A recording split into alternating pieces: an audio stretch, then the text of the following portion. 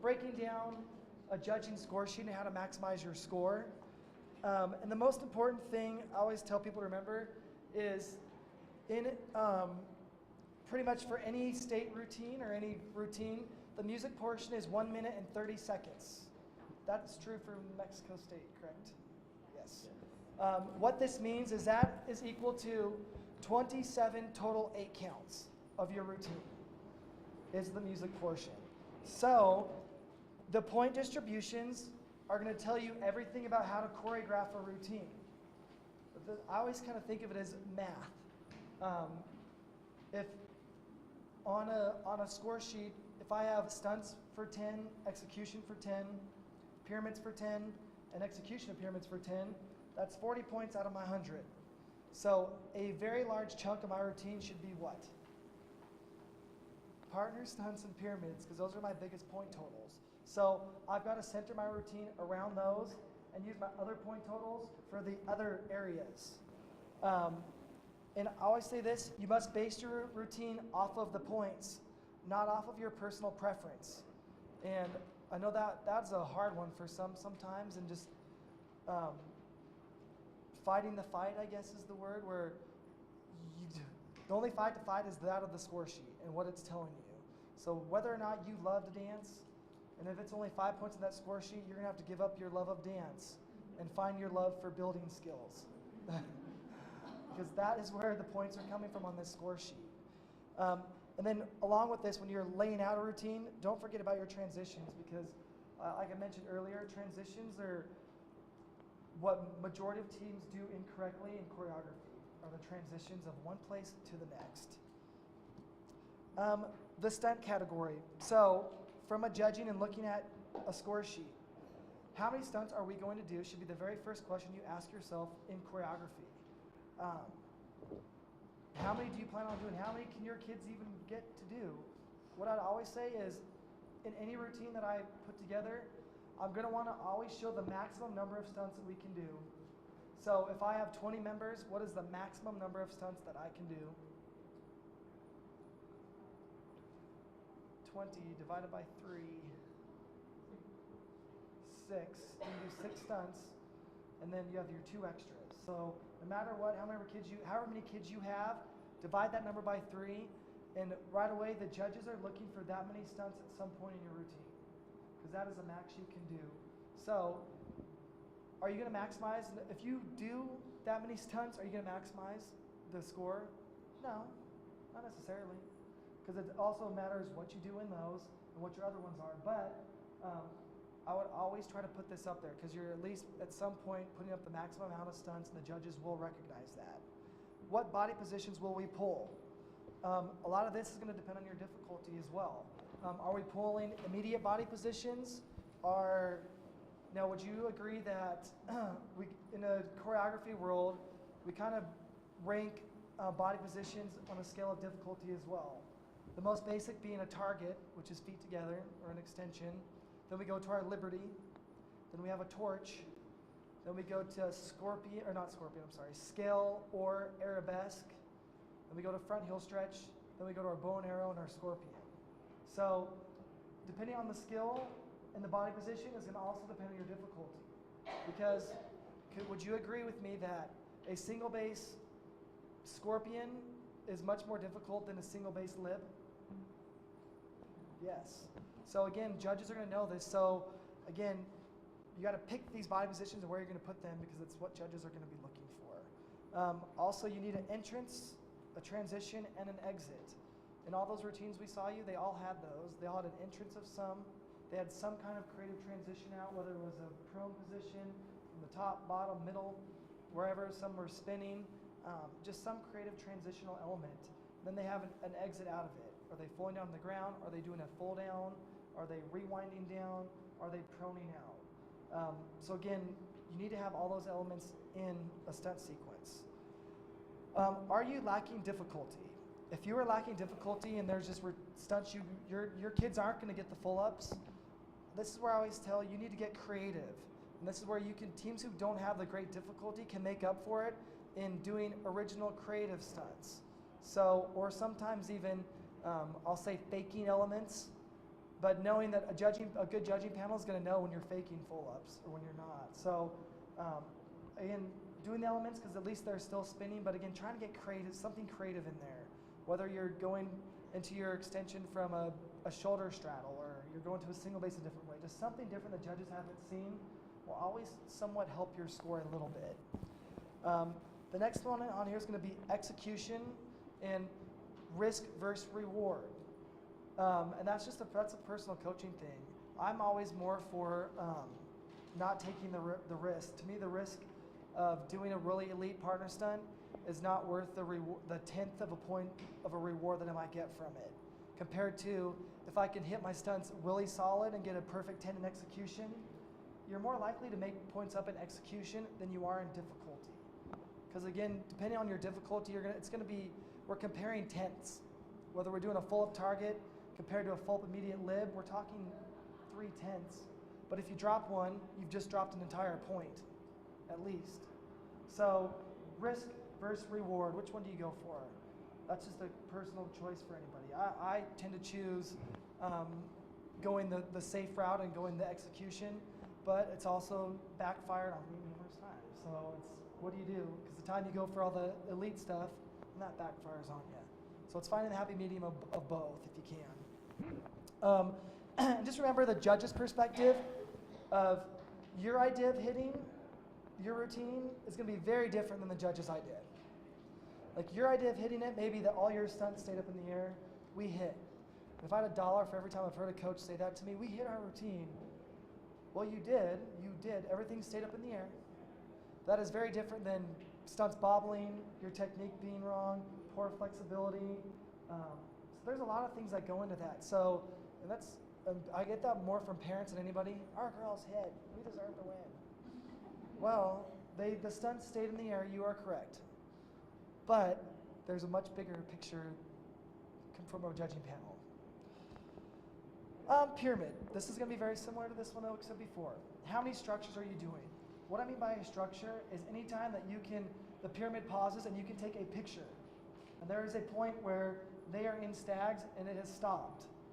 And there's a point when it starts moving and transitioning again. So how many structures are we doing? How many tops per structure? A lot of teams you see in the small division, a lot of teams get away with or get caught up in only having the middle top girl do everything. But then the next team that comes up, they do only outsides or doing elite skills. So now I have two people who have just done the elite level skills compared to the one. So which is going to score higher? The ones who are doing multiple of the elite transitions. Next thing on here is just your transitions, variety, creativity. Same as with the partner stunts. That's what's going to get the judges' interest in what you're doing. Difficulty, bracing versus unbraced. A lot of the teams now you see are doing, well, full up the pyramid, we stay braced. We hide a high full around, but we stay braced. And you'll see team B, who is unbraced, doing the high to high full around the whole time. Which one is going to score higher? The unbraced. So again, these are little teeny things that you may not even think about that the judges are looking for. Because it's easier for me to TikTok and grab a hold of you and TikTok rather than me being freestanding TikToking the whole time, whether it's high or low, correct? So again, little things on where you can and make up and not make up points. And one thing I'm going to say on a lot of these next categories is just checking the boxes. Are you checking all the boxes there are in a pyramid? Are you flipping? Where are you flipping from? Are you spinning? Are you doing multiple structures? Do I have two outsides and my middle girl doing multiple things? So I always just think, check all the boxes. So a judge can't say, well, this team didn't flip. Well, you didn't spin up. If you can incorporate all of them, you've checked all the boxes, you've got to be scoring somewhere in the area of everybody else, relative to the difficulty no matter what. So in anything, in these categories, in stunting, in the pyramids, even in tumbling, always remember, check the box. Are you doing everything that there is to do to score? So don't leave something out. Tumbling. What skill can the majority of athletes do altogether is going to generate the beef of your score. And this is a good one I like to always add on this. Do not highlight what you do not have. And that goes for, I say this for pyramids as well. Anytime I'm choreographing a routine and say I have a team who can only do a backflip from a load in back to a load in. I'm most likely not going to put that in a routine because I'm showing that I cannot backflip to the top or to another level. So I'm showing you something that other teams may do. So if I don't flip well, I probably won't even flip in my pyramid. I'm going to do spinning skills and try to get points somewhere else because the hardest thing my team can do, everybody else is doing to the top. So I'm showing them that I can't do that. Does that make sense to everybody? So sometimes with tumbling as well, I would never, say I've got majority of back handsprings, maybe have 3 standing tucks. Well, I would not put my 3 standing tucks out in the front by themselves and have them tuck and everybody else back handspring. Because I'm showing you that I only have 3 tucks. So what I'd rather see, or what I would do is, I would, again, choreograph everybody doing my group thing together, like my hand tuck, and maybe those 3 can do handspring tuck.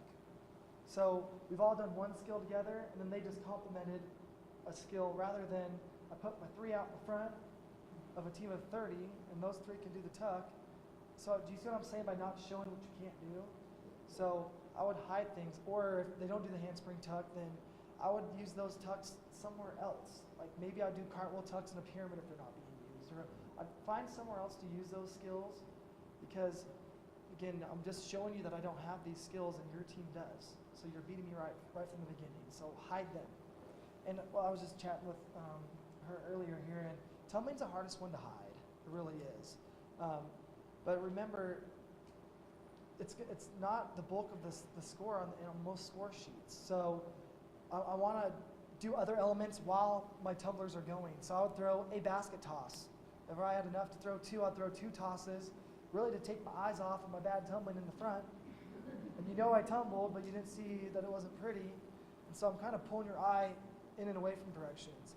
That first team we saw, if you noticed, they angled everything. So no matter what from those angles, it took out the 2 back people. You don't even see them tumble. Or did they tumble? I don't know because of the angles they were going at. So, or even if we do a lot of crossing. So get creative with visuals to hide things. And tumbling's the best way to do it.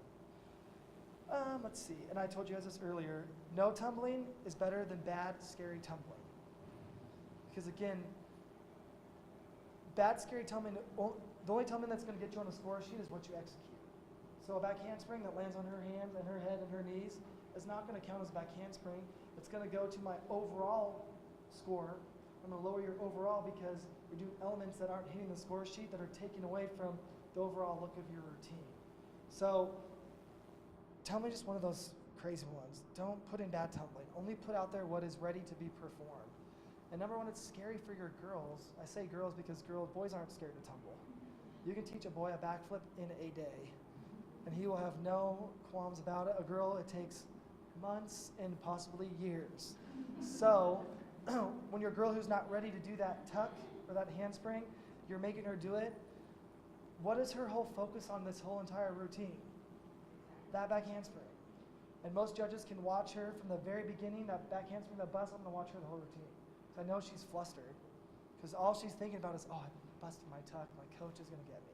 So just be aware of that. Like, again, some of these things, the kids may tell you they're fine, they're ready, but you'll know if that's the skill it's eating them and it's going to ruin the whole routine for you. So it's not worth the points compared to what it will hurt you later. Group versus individual. Again, this little things. Group tumbling is going to show mass numbers, and that's what's going to drive that score for you. And it's harder to sync. And then the big thing I put on here is why I don't like individual tumbling a lot is just the time management of it. Where do you have all this time for all these individual tumblers? Because I cannot find it in a routine. I'm trying to get my building points in there. And so tumbling takes a long time. Like one running tumbling pass without a transition takes a minimum of 1 full 8 count. That doesn't count the time that she's got to set, slap, clap, adjust, get ready, then stand up. So really, one tumbling pass minimum takes you at least 1.5 8 counts, which that's a lot. That is a lot of time that you do not have in this routine if you're trying to get all your point totals in. So when you're at tumbling and you're trying to put all this tumbling in, remember time management. You don't need all this tumbling. Dance category. Again, stay inside the box. Last year at our nationals, I got a lot of complaints about people's dance scores. I'm like, well, what did you do for your dance? Like, well, we tried, my girls really love hip hop dancing, so we tried this whole hip hop dance. Like, that is your problem. Like, you're doing something that no one's ever seen at a cheer competition that doesn't fit with this routine. So it's not going to score well. It's not that they did it bad. It's just not what they're looking for, right? So stay inside the box. Do what we talked about. We talked about floor work, level changes, formation changes. Like those are the key things that you want to see in a dance. What do judges want to see? Sharp, crisp motions. Regardless if the dance is great or not, if the motions are really sharp, it is likely that it's going to score well. And then again, if you're adding variety, if you're doing levels, formations, groundwork, and then the biggest one I can say for dances is it needs to be fluid. It all needs to match together. And with All-Star being so big now and the All-Star dances being such a spectacle and there's so much going on, a lot of times in the high school world we get caught up in wanting to see those dances, but with a team of 12 girls and you have 4 different groups doing something different, that's 3 girls doing the same thing. So you don't have a dance. You have individual dances. So you still need to keep it fluid while keeping it entertaining. Jumps. We talked about this before. What does the score sheet want? What are they asking for is a huge one on here. We talked about this. What do judges want to see? Sharpness throughout from the minute you start your motion. The synchronization is really the key in jumps. And then landing with feet together. That's a huge one. Land with your feet together. It's the last thing the judges see is all the feet on the floor. And again, when we're watching routines, a lot of times on these type of elements, I would say for two different things, when judges, we're not watching like a person do it. You're watching like below their knees. And it's on jumps and tumble. Because if I'm watching below the knee line, like I see all the sync that's happening and I see their feet and I see all the kids who are busting tumbling. So when you're watching a routine, your kids are doing it, like don't watch them. You know she's got beautiful jumps in the front. That's why she's there. Watch the low level line to see if you're on sync and to see what if the sync's off, if they're not lining feet together, if my chest are down. So really, really watch the jump part because again, that's what judges are looking at in the jump section. Okay, going over crowd leading. Again, on here I put in bold, again, stay inside the box. When doing a cheer. And I put on this is not to mean offensive to anybody, but cheer to me equals crowd leading for dummies, and that's how you should think of it. Because the cheer you do, you should make it so that anybody watching you can easily follow along and potentially yell along with you. Does that make sense to everybody? Because so many times people do these cheers that like maybe only your school knows.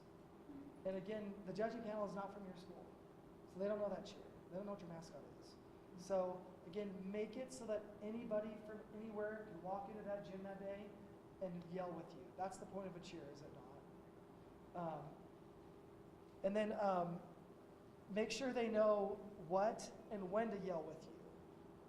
One thing I always like to, you see this quite often in choreography, and a team will have all their signs down here, and they're all spread across the floor, and we get there and we want you to yell our mascot with us. You ready to yell my mascot? Do you know it?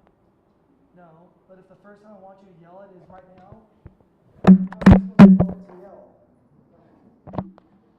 It's just like a crowd, like you should obviously anytime I should show you what I want you to yell, and then I tell you to yell it. Does that make sense, everybody? That seems like a crazy one, but that's really what people do most incorrectly in cheers. Also is, you don't want the signs to be obnoxious or gimmicky. Like you want big, easy signs to read that a crowd can yell with you. Purpose of the cheer is to grab the audience's attention and to hang on to it. That's and then ideally to get them to yell along with you. So for any cheer, again, we're not looking for, this isn't the time for you to do a pyramid sequence or an entire stunt sequence, or to do your heel stretch double downs or whatever, this is not the time for this. The cheer, again, is what we've been saying, is the purpose is to get the crowd to yell with you. So use signs, palms, megs, and flags to help encourage the crowd to yell. Now, for game day props, a few things. Signs should always be large and easy to read. They don't need to be polka dotted, zebra print, if you're not the zebras. I see that a lot, I see that all the time. Zebra print is the #1 thing for people with not a zebra as a mascot. I cannot figure it out yet, but it is.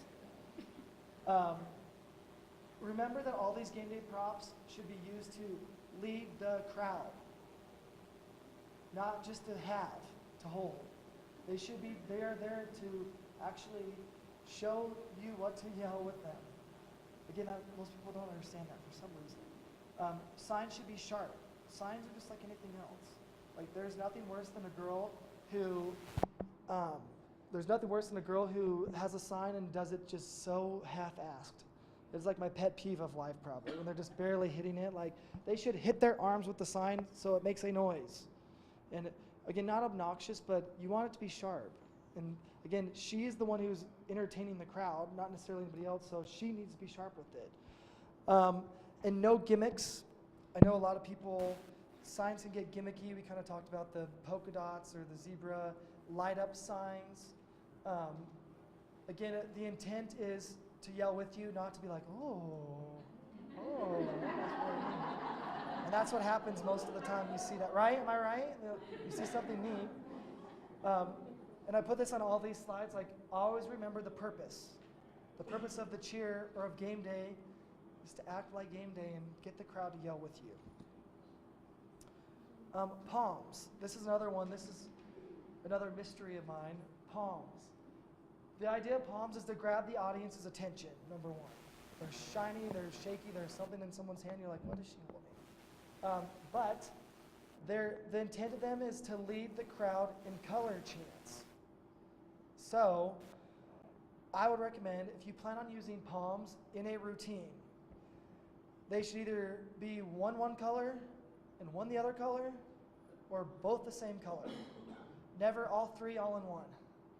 Those may look great to cheer at games, but in a game day scenario, when we're wanting the crowd to yell things, I can't tell you to yell blue with a silver, black, and blue palm. I'm going to tell you to yell white on this side with a silver, black, and blue palm. So you see that more than anything. People yelling red with a silver palm, with 2 silver palms. Yell red and white. It doesn't make sense. So again, using them properly with the proper colors to help lead the crowd. And it's not just a visual prop. The point of them is not to be out there so the girls look pretty holding them. The idea is to use them for game day. Yes? Okay.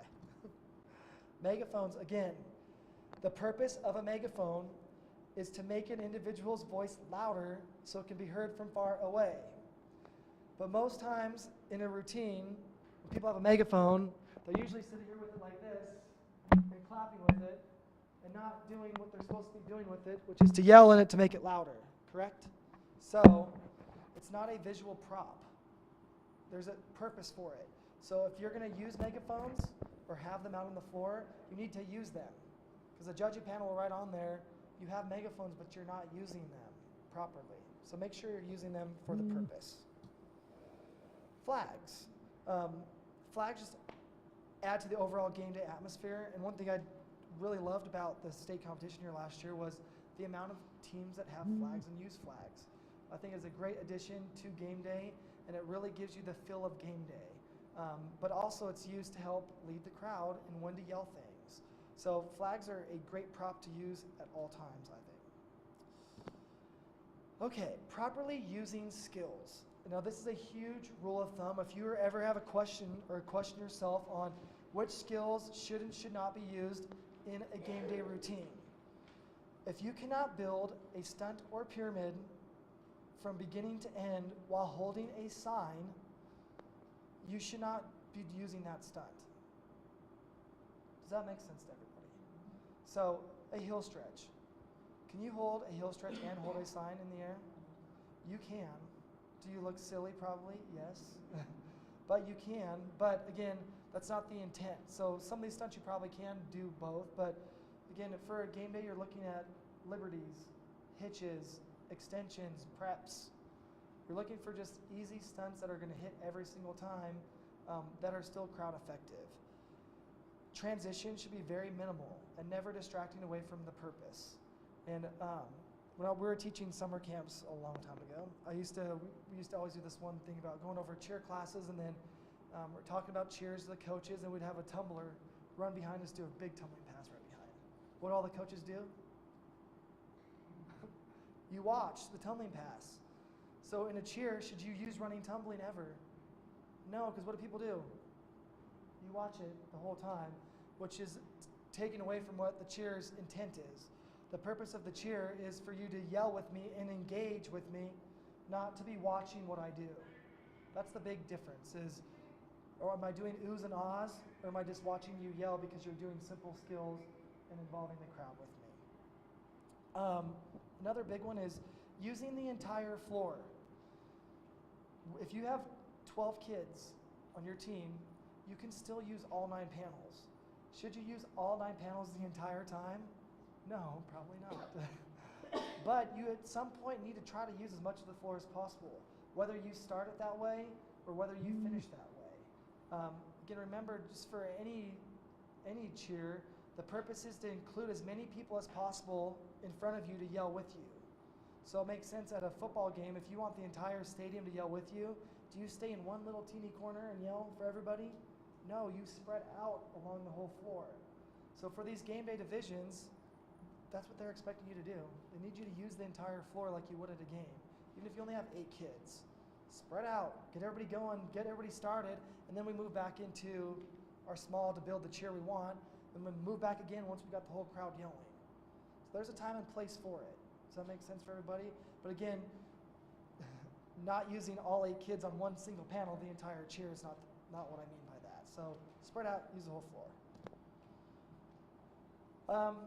Jumps and tumbling, like we just mentioned, often distract from crowd leading. So you need to find out whether they're optional or required in your cheer, and how you need to use them.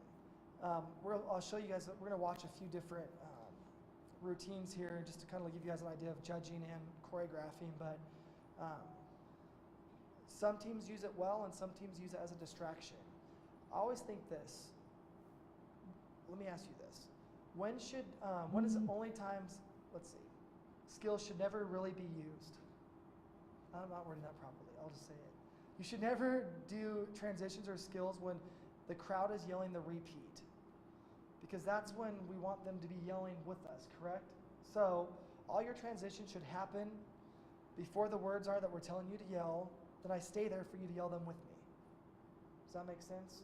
So a lot of times with the tumbling, what happens is, if I'm leading things with tumbling on the first one, that's fine because I'm leading them, telling them where to. But on the second one, if I'm doing the skill again, what are they doing? They're probably watching me do the skill rather than me standing there yelling with them to do the skill. Does that make sense? Or yelling with them for the callback. So never, ever, ever during the callback should you be doing transitions. So from the minute there, if I'm telling them, hey crowd, stand up, yell CHS, and I'm standing there looking at you and I want you to yell CHS back at me. So try to keep it simple for jumps and tumbling. Then, like I said, running tumbling should never be used in the cheer. Then using the whole floor. Okay, that is all I have on this. Do you guys have questions about this before we show some videos here?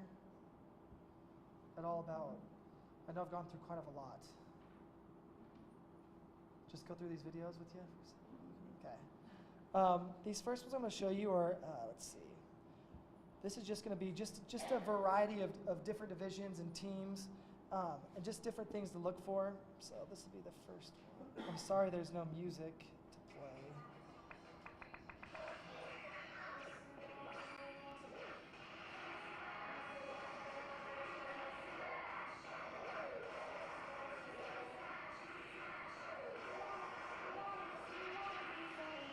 What would you say this team's strength is?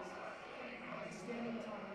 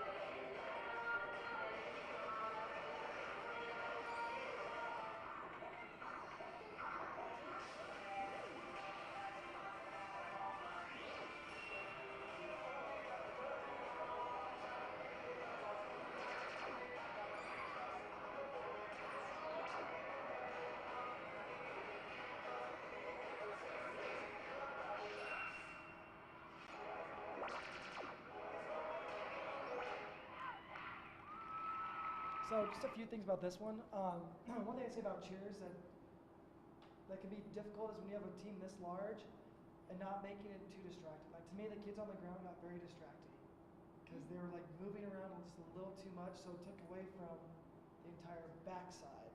So again, sometimes too much can be too much.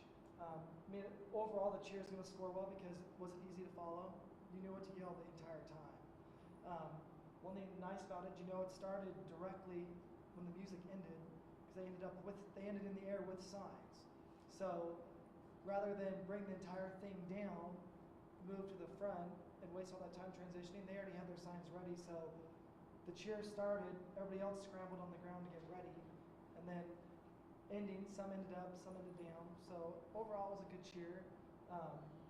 Pyramid, I like to show the pyramid because they do a lot. They show the middle girl flip, then they show the two outsides flip. So they're kind of hitting.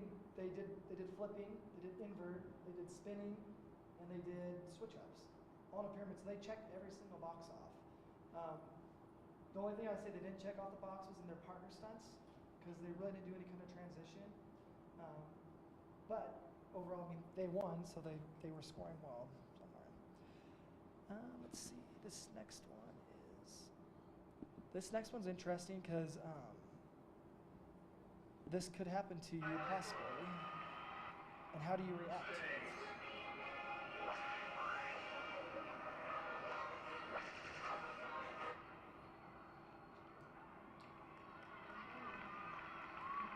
So, music player stopped. 55 full split before they went.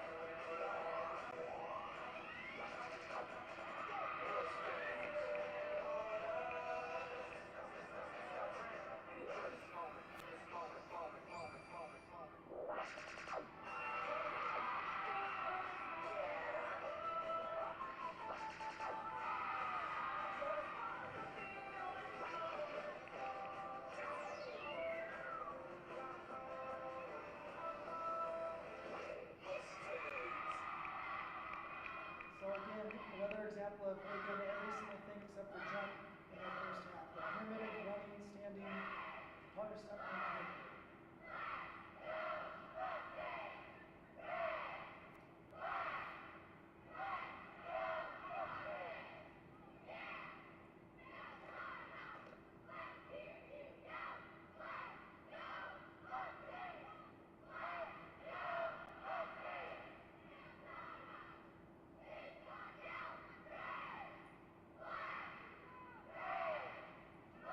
Kids on the ground, they're not distracting. They're easy to follow, they make you want to yell with them.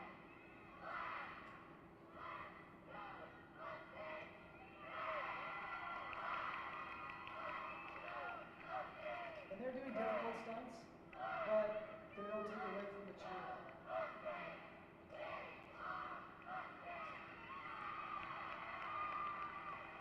And here's a lesson. If this happens to you at an event, their music will not play for their entire second half. So they stood out there for a minute and 45 seconds. What I would do is I would start counting.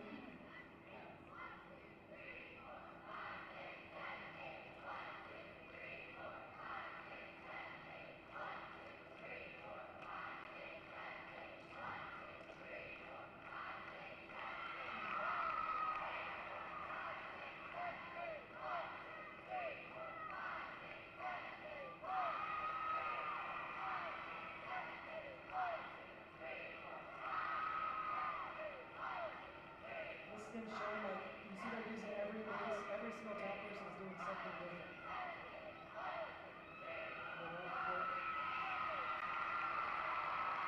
So this happens every single year that the music doesn't play, so it's not a bad thing to have your kids don't play the music once and see what happens to them.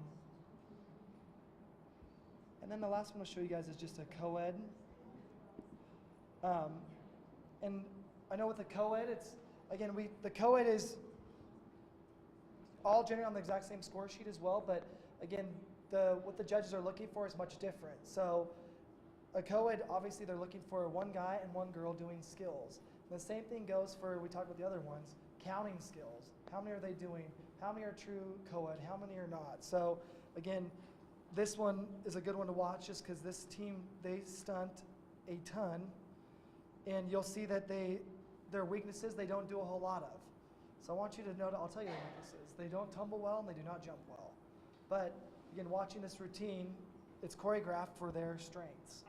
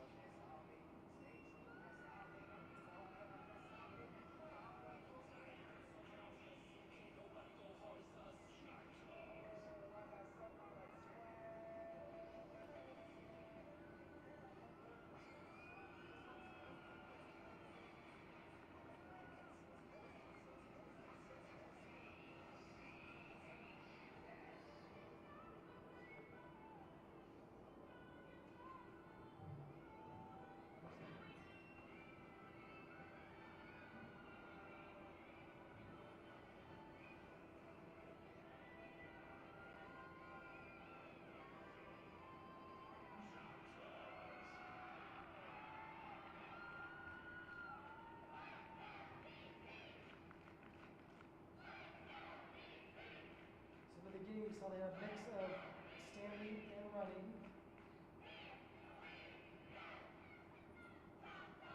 And they pyramided and partner standing twice.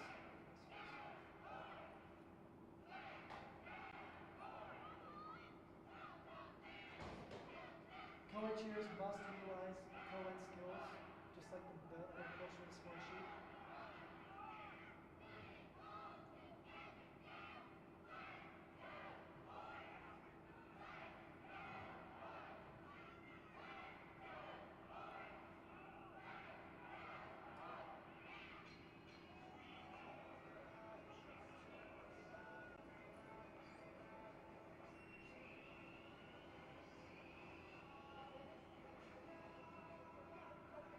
Throw some baskets to take your eyes off the ball.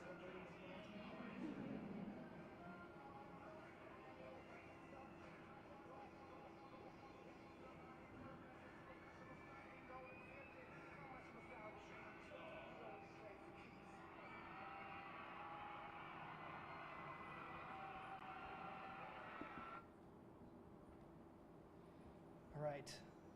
Question and answer time. What kind of questions do you guys have?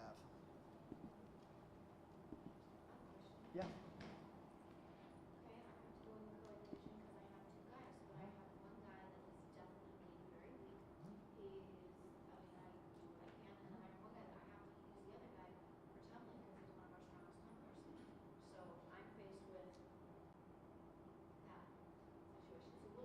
I would still co-ed study with them. No matter if it's a toss chair, a toss hands, like I would have them, the two of them do it somewhere. Because on the score sheet, the judges, no matter what, they're going to look for it. And so even if you said one can't, one doesn't at all, or one does. Okay, he can, but it's very simple. Yeah. He can do a chair with one of those, but I don't think that he can do a chair. Yeah. He's small. Yeah. And then the other one, Very strong in tumbling, but he also crosses between our dance team and cheer, so his time is divided. So when I'm putting stunts and everything together, I can't put him in any major key position.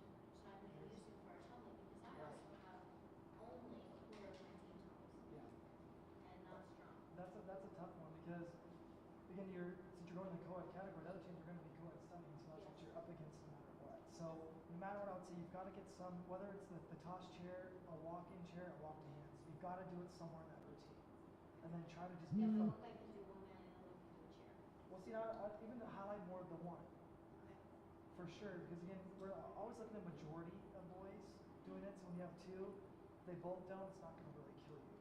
Compared to when you have 5 boys, only one does it, is much different then. But with your one, I would still have the one boy do is whatever elite as he can. Okay. It's somewhere in that routine, so the judges see that he has done some co-ed, The other boy needs to do something else too. A toss chair in the music section, because that's scored differently than the cheer. And then definitely use it for tumbling. Yeah, they're both like my Yeah. tumblers on the 5 that I have.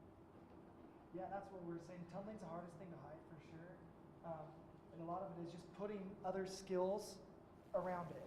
So, unfortunately for the tumbling, you can't have him tumble while he's stunting as well. But Right. for the others, I mean, that's a great place to. You got, yep, or even highlight the boy stunting while the others do their tumbling, and then everybody tumbles again and he tumbles again. So he's continually tumbling at different points, so it looks like more people are doing it. That's a lot of it, like recycling. If you don't have a lot, you need to recycle it, but not obvious recycling, like hidden recycling. That's a really good question. What other questions do you guys have that I could help with? Nothing, we're being shy. I'm trying to think of questions I could ask you guys. Yeah.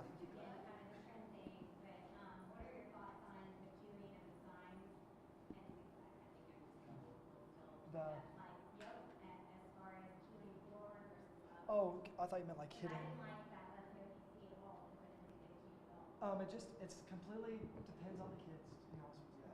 A lot of times it depends on the mood of choreography that day, if I go up or down with them, or how sharp they are. If I have girls who go above their heads to be sharp, and like hit the side of the arm, I always want them there. But a lot of times, I like to tell you what to yell, and then I want you to yell with me. So again, there's no right or wrong to that. It's just someone's personal preference, and even the judging panel isn't going to have a preference on it. They may tell you that some may work differently. One thing we do see a lot, I'm glad you brought that up, was say we have like I have a spell out, then I've got like a CHS as well. But the whole time I have my CHS signs up as well as my spell outs. So I want them to be spelling out tigers, but on my CHS here, I always have them like flat or like here, like somewhere where I can still like lead the crowd and do things, but it's not, I don't see the CHS this whole time as well. That's a really big one. And I would always say this too, at any time a judging panel writes something on your score sheet to fix, like Jamie wants that panel wanted the signs to go up both times. Well, you had better go do that.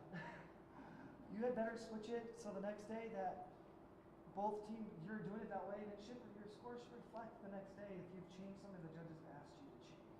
That's big. If they ask you to, then by all means do it, whether you want to or not. You need to fix that. I get that a lot. Like, we don't have time. Yeah, you just pay a lot of money to come here. You need to find some time. The judge will get you more points. So that's a really good one. A lot of those is just going to be personal preference on where you like, how you like to, where you like to put that. Yeah. I have a question. So we'll see some people will do cheer and then their routine music, or they'll split it up. From a judge's perspective, I mean, does it matter what you do?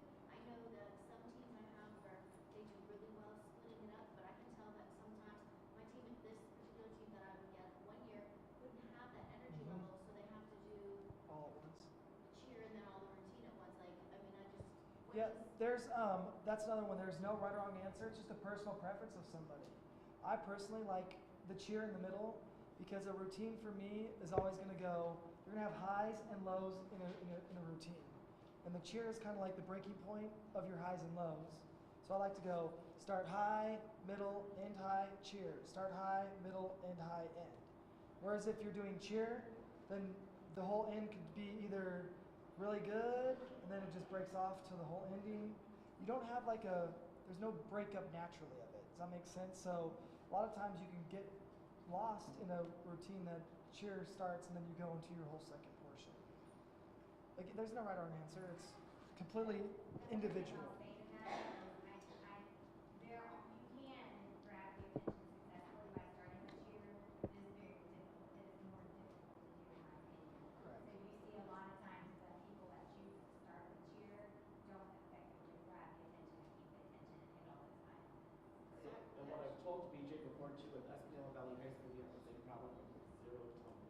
It's fortunate to have forward rolls, but the one thing we do is we stunt like boys. Those girls are stunt like boys all the time. So we stunt like boys all the time in that middle section. So just like think of that was my cheer to let those girls Breathe. Yeah. I had another one on here, but that's okay. It's really just kind of up to your own team. I just think for like what I was saying before, Just the highs and lows of a routine is much easier when you split something up in the center of it. And that's the point of breathing. But it's kind of My up to team you. actually scored higher when we did the cheer first in the whole entire Really? So, yeah. Yeah. We actually scored better each Yeah. So That's, I mean, that's why I asked. yeah, because there's no every right. team is a bit different. Yeah, there's no right or wrong. It's really just kind of the dynamic of the team. And even the routine, as long as your routine is going, high, low, high, it's staying in a good fluid, then you're fine. A lot of times they just, I had a video pulled up I was going to show you as an example where they had a great opening, it drugged through the whole rest of it, and the ending was good. So but then others, like you said, could be opposite, you could score higher. So there's no right or wrong. Yeah. Yeah. Mm-hmm. Yeah.